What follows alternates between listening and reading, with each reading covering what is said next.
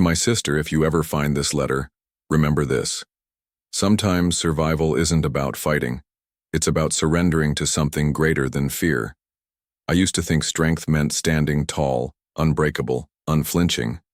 But that day in the canyon taught me otherwise. Real strength, I've learned, is what keeps you breathing when all you want is silence. I don't know if I'm the same man anymore, or if the man I was bled out under that oak tree. But if my story helps even one person listen more closely to the earth, to the pulse beneath their feet, then the pain wasn't wasted. The morning began like 100 others. Dry air humming through the canyon, the sun brushing gold against the chaparral. I had my usual thermos of black coffee, and Lucky trotted ahead, tail high and tongue lolling out. The trail behind our place in Kern County was a path I knew better than my own driveway. Oak, sagebrush, silence. It was routine, peaceful. I was out looking for signs of deer, not to hunt, just to observe. Tracking was something I did to keep my senses sharp, a habit from my father. That day, I was alone, or thought I was, and the quiet felt heavier than usual. Not just still, but waiting. A breeze moved in low from the east and Lucky froze, his hackles up. I should have turned back right then. At first I thought it was a coyote, a rustle, a flick of motion across the ridge, maybe 60 yards away. But the shape was wrong. Low, smooth, controlled, no skittishness. I scanned the brush line but saw nothing. Lucky sniffed the air, whined low in his throat. There was a musk on the wind. Not foul, just foreign, thick like copper and dust. I crouched near a game trail and found tracks I hadn't seen before. Too large for a dog, too round for a cougar. I remember how my heart skipped, not from fear, but curiosity. What could be out here that left prints like that? I moved on slowly, brushing leaves aside, senses prickling. And then I saw it. Just for a second. 2 yellow eyes locked onto mine, unblinking, sunken in a face low to the ground. I knew right then I wasn't looking at a mountain lion. The build was heavier, more muscular, the tail too short. It vanished in a blink, but I was already backing up. I whispered Lucky's name and tried not to run. My brain was racing, trying to make sense of it. A lioness? In California? That wasn't just improbable, it was impossible. The thought alone made me hesitate. But nature doesn't care about what's supposed to be. Maybe she escaped from some private collection, or maybe the earth just tore a seam and something ancient slipped through. All I knew was this. I was being watched, and something out there wanted me quiet. Lucky growled, low and guttural. He backed up to my side, ears pinned and his whole body trembling. Then the brush exploded. She came at us like a landslide. Muscle, speed, heat. The world collapsed into motion. I don't remember drawing the knife from my belt, but it was in my hand when she hit me. Her weight knocked me flat.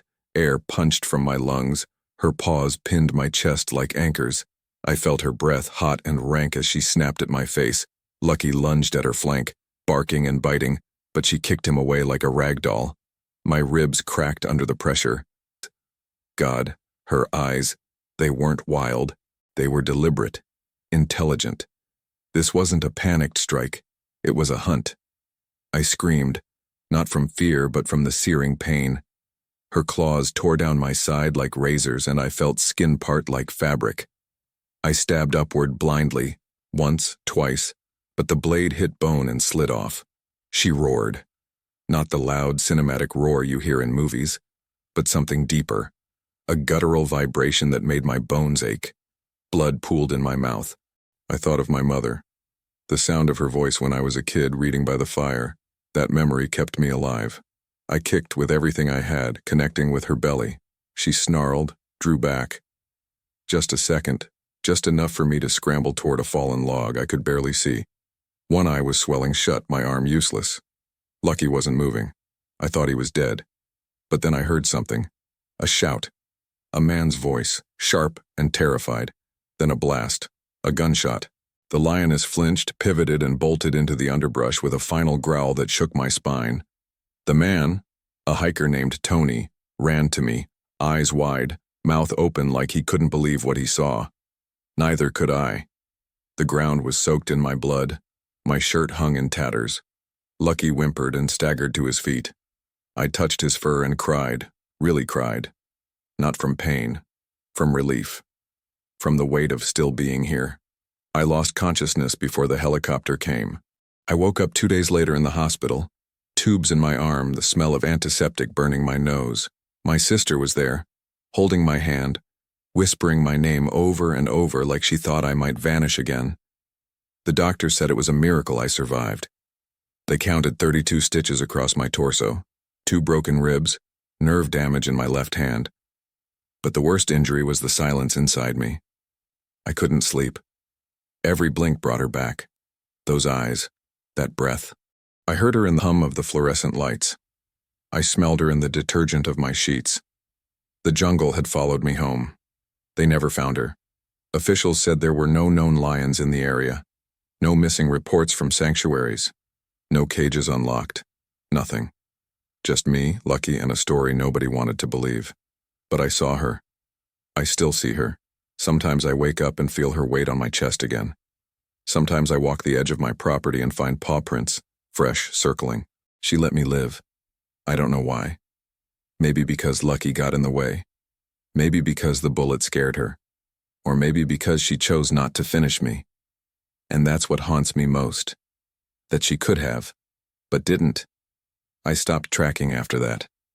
The canyon is overgrown now, left to itself. I can't bring myself to walk there anymore. But every now and then, I leave food by the oak where I nearly died.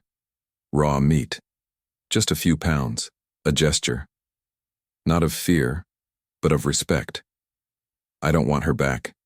But if she's out there, I want her to know I remember. That I learned something. The world isn't ours. We're guests.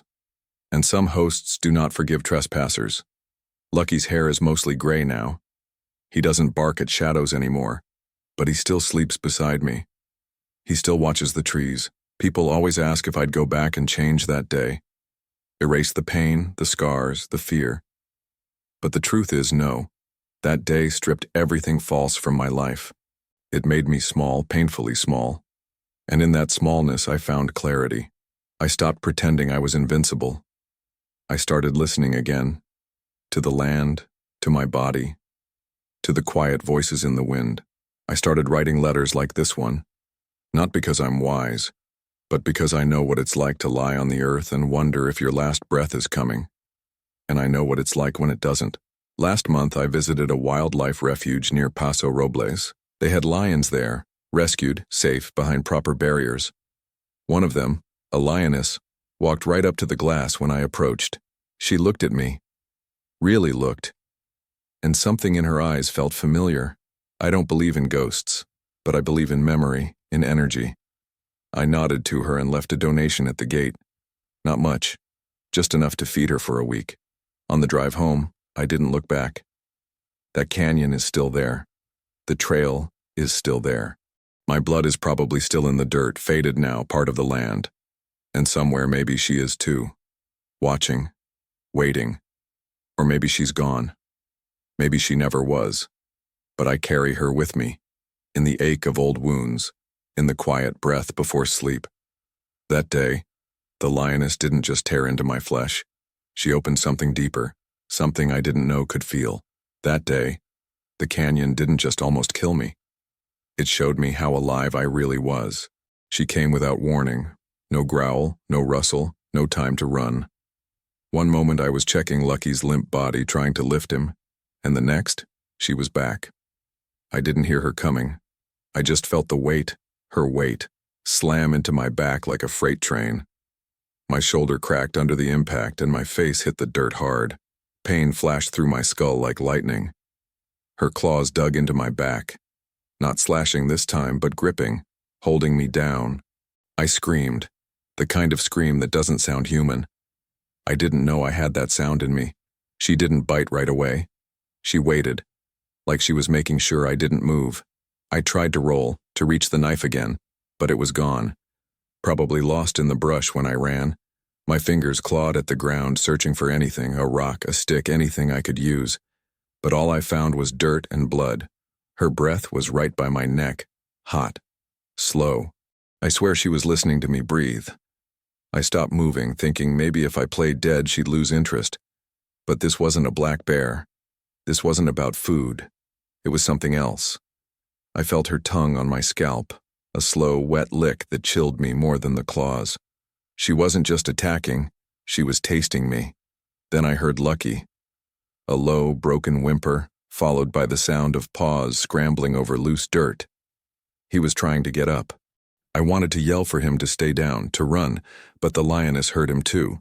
Her head snapped up. Her weight shifted, just slightly, and that was all I needed. I twisted with everything I had, my shoulder screaming in agony, and rolled onto my back. Her claws caught my chest, ripping deep, but now I could see her face. Close, too close. Eyes like gold, nose twitching, her jaw open just a little. Rows of teeth, yellow and wet. I shoved my forearm into her mouth as she lunged. Her teeth sank in, slicing through skin, and I screamed again, but it bought me a second. My other hand scrabbled for the flare in my back pocket. It was a cheap emergency flare I always carried. Never thought I'd actually use it. I ripped off the cap with my teeth and struck it. The flare burst into light and smoke, the hiss deafening. She recoiled, hissing, eyes blinking furiously. I shoved it in her face, and for a second, I thought she'd retreat. She didn't. She swiped, claws raking across my arm, and the flare went flying. That second swipe would have opened my throat, I know it. But Lucky hurled himself into her side. I don't know how he was still moving. His body was broken, he was bleeding badly, but he leapt. Bit into her ear. She roared. A full roar this time, raw and shattering. She spun, knocking Lucky away again, but in that chaos I rolled downhill, tumbling through rocks and brush. I couldn't breathe, couldn't see, but the momentum carried me out of her reach. I landed hard, chest down, vision blurry. My body told me to stay down, but something in me screamed, "Move!" Not walked, not crawled, hands shaking, dragging myself through the dirt, blood mixing with leaves and sweat. I could hear her pacing above me, growling. She wasn't done. I ducked under a fallen tree, heart pounding, praying she wouldn't follow. I heard the crunch of her steps above me. Closer, then silence. I held my breath for what felt like an hour. The smell of her still hung in the air, thick, wild, wrong. And then, nothing. No paw steps, no breathing, just wind through the canyon, the distant buzz of flies, and my heartbeat in my ears. I waited, then forced myself out slow, one limb at a time. My body was slick with blood. My shirt was torn to shreds, my chest a mess of lacerations, and my left hand was mangled from where she bit down. I couldn't find Lucky. I called his name, once, twice. Nothing. I dragged myself up a rock and scanned the ridge. Nothing but trees. The silence made me cry. I thought she had taken him. I thought I'd lost everything. I screamed again. Not out of pain this time, but rage. Anger at her, at myself, at the earth that had betrayed me. And that's when I saw the flash of orange. A jacket. A man. Running. He had a rifle slung across his back. Another hiker by pure miracle. He saw me, drop to his knees beside me. What the hell happened? He kept asking. I couldn't answer. I just kept pointing up the ridge, babbling. He didn't believe me at first. Who would? But when he saw the wounds, the depth, the spacing, he went pale. He radioed for help. I heard the crackle of static, the word evac, and then darkness started swallowing the world. My last thought was of Lucky. I needed to know. Was he still alive? I woke up to lights, bright, sterile, pulsing lights. The ceiling of a hospital room, too clean to feel real. Everything hurt. I couldn't move my arm. I felt like my whole torso had been stitched back together. And in many ways it had. Tubes in my arms, bandages around my chest. My mouth tasted like metal, but I was alive. I turned my head, groaning, and there he was. Lucky, wrapped in a blanket on the floor. One eye swollen shut, but alive. When he saw me move, he wagged his tail. Slow, careful, but enough to let me know we'd made it. Against all odds, we were still here, still breathing, still together. I didn't ask about the lioness right away. I was scared of the answer, but when I finally got the courage, the ranger who'd visited told me they hadn't found her. No tracks, no sightings, no carcass, as if she'd vanished into the land. She'd never been there. But I know what I saw, what I felt. She wasn't just a predator. She was a force, old, silent, and terrifying. She chose to leave. That's what I can't forget. She could have finished me, but she didn't. And I still don't know why. They kept me in the hospital for nearly 2 weeks. Every day brought more tests, more stitches, more questions I didn't want to answer. They reconstructed part of my shoulder with titanium pins, and my left hand would never fully close again. I couldn't sleep for more than a few minutes at a time. Every time I closed my eyes, I felt her breath again, smelled the dirt, the coppery tang of my own blood. The nightmares came like waves, crashing without warning. I'd wake up screaming, soaked in sweat, my heart clawing against my ribs. Nurses stopped turning off the lights at night. I couldn't handle the dark. My sister visited daily. She sat by my bed reading aloud sometimes, just like our mother used to do. I don't know if she understood what I was going through, but she never left, and that mattered more than anything. The hospital made an exception, just for an hour. The moment he laid his head on my arm, I broke down completely, not from fear this time, but from knowing I wasn't alone, that after all of it, something I loved had survived, that his heart, that small, faithful heart, kept beating for me. They sent a wildlife investigator a few days later. He listened carefully, but I could tell he didn't believe a word. A lioness? In Central California? Could have been a misidentified cougar, he said, flipping through photos of common species. But I know what I saw. Her face haunts me still. The way she moved, not nervous like a cougar, not clumsy like an escaped pet. She was pure instinct, shaped by a world I'll never understand. I asked if maybe she was from a private collector. There have been cases, illegal exotic animals released or escaped. He just shrugged. No reports, no leads, no prints found. When I got home, the world looked different, smaller, quieter. The trees outside my cabin seemed taller, the shadows darker. I couldn't step onto the porch without scanning the tree line. Lucky refused to go near the trail. He'd whine and press into my legs if I even looked that way. We were both marked, not just physically, but deeply. The kind of mark no one else can see, but you feel it every second. I didn't go outside much. I stopped answering calls. I ate when I remembered. Time lost its shape. The attack hadn't just hurt my body. It had torn my life apart at the seams. I started hearing things at night. Scrapes on the siding. Branches snapping just beyond the fence. Once I found fresh claw marks on the side of the woodshed. Deep ones, far too wide for any local animal. The sheriff said it was probably just a bear, but I knew better. She was still out there. Not hunting, not angry, just watching, and that terrified me more than the attack itself. That she might be near, at peace, unbothered, while I crumbled under the weight of what she'd done. I wondered if she felt anything at all.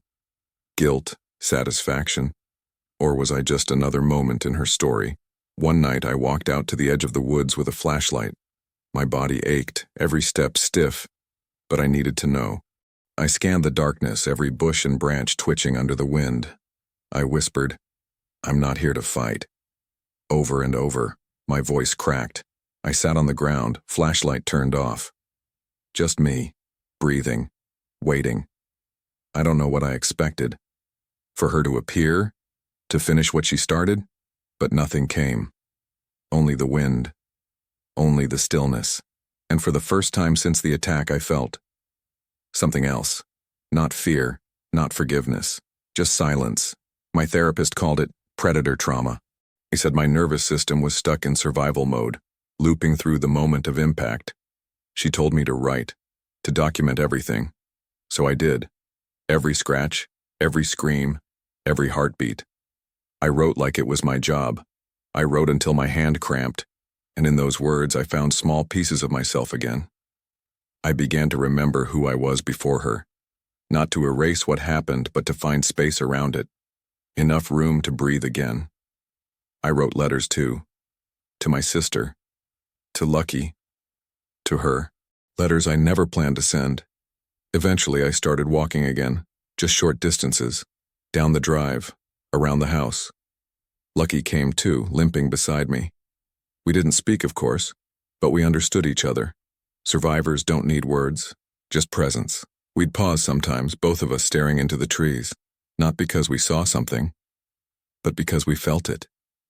The memory, the scar, the echo of her presence in the rustle of leaves. She was in everything now, in the light, in the dark, in the space between one breath and the next. Months passed. The seasons turned. The trees lost their leaves, then grew them back. And slowly, so did I. I stopped expecting her around every corner. I stopped scanning the ceiling before sleep. But she never really left me. Not fully. Some nights I dream of her, not attacking, just watching, calm. Eyes glowing faintly in the moonlight. And in those dreams, I never ran. I stood. I looked back. We stared at each other like two souls caught between worlds. Not enemies. Not prey and predator. Just beings. Changed. Still breathing. I've stopped asking why she let me live. There's no answer that fits. Maybe she was full. Maybe she was merciful. Maybe I just got lucky. But I believe now that she saw something in me. Some quiet recognition. A kinship. Not of species, but of hunger. Of solitude. She was doing what she was born to do. Survive. And in a twisted way, so was I. I don't hate her. I never did. She didn't choose me. The land did. And in that brutal, bloody moment under the oak tree, we were both exactly who we were meant to be. It's been a year now. A full rotation of seasons, since the day my life was split into before and after. I no longer live in that cabin by the canyon. I sold it in spring and moved north, closer to the mountains but further from the memories. Not to escape her. I know better than to think I ever could. But to start over somewhere untouched. Somewhere my scars weren't part of the soil. The silence is different here. Not threatening. Just quiet. The kind of quiet that allows healing, not fear. I still limp. I still wake up at 3 a.m. some nights. But I'm no longer afraid of sleep. Lucky made it too. He's older, slower, but he's still got that fire in him. His ribs healed, and so did mine. Mostly. He stays by my side during walks, never more than a few feet away. Sometimes he pauses and stares off into the trees, and I wonder if he sees her there. If her memory lives in him the way it does in me. We're both different now. Not broken. Just reshaped, reassembled around what we lost and what we learned. The attack gave us something no peaceful life ever could. A bond forged in blood, in pain, in survival. I started volunteering at a wildlife rehabilitation center last fall. At first I didn't tell them why I was there.